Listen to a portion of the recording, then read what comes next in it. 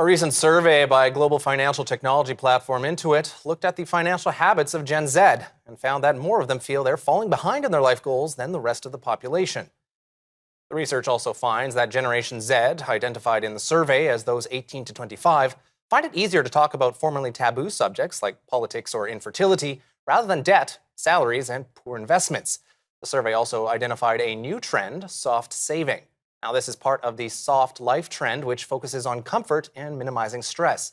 It runs counter to the FIRE movement, or financial independence, retire early, the hustle culture, and the girl boss outlook, which was more popular the generation before. As the first cohort of digital natives, Gen Z has more financial information at their fingertips than previous generations, but data shows this does not always translate into better financial decisions. With us to unpack all of this is Mr. Brendan Caldwell, Director at Caldwell Securities Limited. Brendan, welcome to Forum Daily. Thank you very much. It would seem if you're 18 or 19, fertility would be a more difficult topic than infertility, but I'll leave the questions to you. Well, I mean, we are constantly learning about age group trends and investing. So let's talk a little bit about Generation Z here. What's they're feeling like they're falling behind? What's behind this? Oh, because they are. I mean, at least for now, in that they've seen asset prices lift to extraordinary levels over the last 20 years, basically while they've been growing up.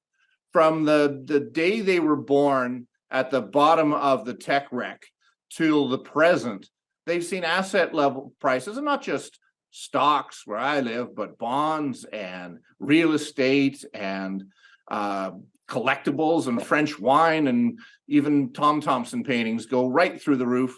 Not that they care about many of those things, but they've seen asset prices go up so much that, yeah, it's natural to feel that they're falling behind when all this has taken place before they've had a dime to put away themselves. I mean, that's an interesting point, too. And I found this survey fascinating because it introduced the concept, to me at least, of soft saving. So can you unpack that and what really Generation Z is looking at with this soft saving idea? Well, as I don't have an Urban Dictionary in front of me, Nathaniel, I will take my best guess that it's not. I think the emphasis on the soft rather than the savings. I believe quite intelligently that the young enjoy being young and want to enjoy their life as much as possible and not worry too much about old man problems until that's closer to the horizon. Some of this may be fueled by the belief that the world will get too hot or hit a tipping point or some other thing.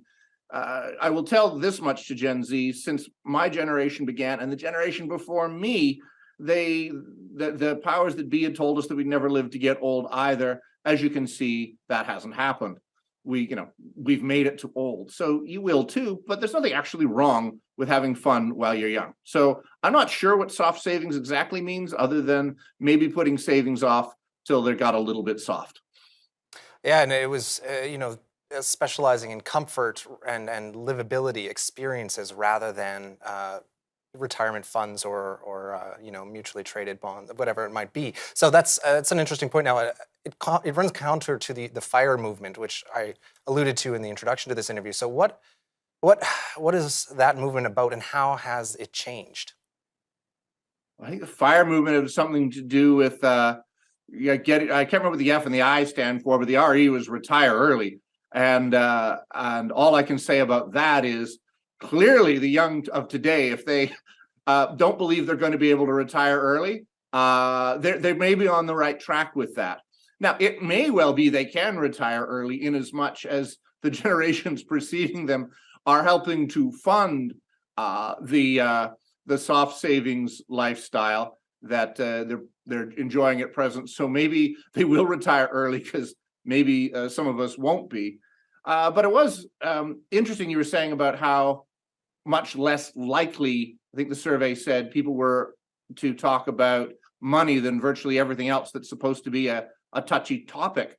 I've actually long felt that parents were much, much more likely to talk about, well, sex or anything else with their kids than they were about money. Most of us, I think, are just half-remembered arguments that our parents had about what to do with money. And so it's a very triggering subject to use what I hope still is a modern word, It's a very triggering subject for a lot of people, which is part of why I have a living. Well, there you go. Consulting with an investment professional can help allay some of those concerns around those difficult conversations. Brendan Caldwell, thank you for joining us today on Forum Daily.